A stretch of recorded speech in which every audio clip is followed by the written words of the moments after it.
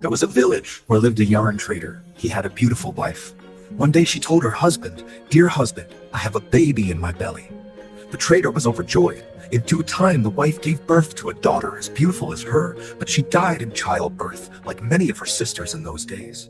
The husband was heartbroken. He named the child Benoni, which means someone who is sad. It was becoming difficult for the husband to take care of an infant, so he married another woman. After 2 years, her new mother gave birth to a girl. She named her daughter Simcha. Someone who is happy. Time passed, and the stepmother grew cruel towards Benoni. She made her do the household, took away her good clothes, and gave it to Simcha. Benoni grew up to be beautiful, kind-hearted, and nimble-fingered at spinning yarn like her mother.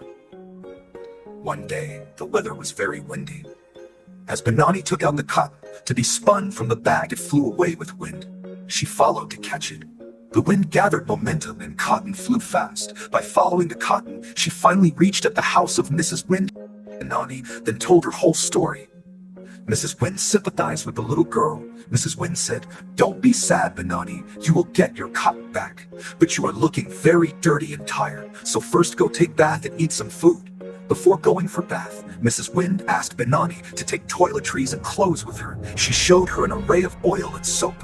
Benoni, being always led a life of humility, chose the plainest oil and soap, which did not look, smell, or feel pretty.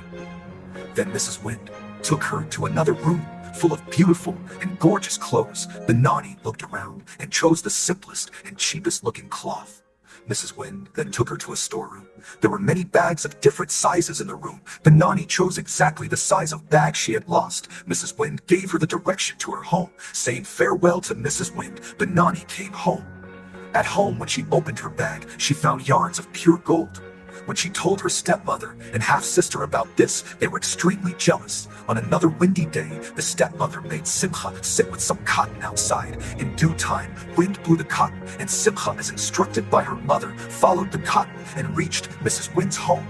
Mrs. Wind opened the door, and before she could say anything, Simcha started abusing her for stealing her cotton. Mrs. Wind said, "Don't worry, you will get your cotton.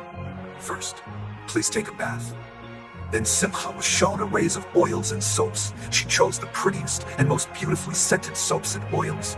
When it was time for selecting clothes, she chose a dress with pure gold work. Then Mrs. Wind took her to the storeroom and showed the bags like she had done with Benoni.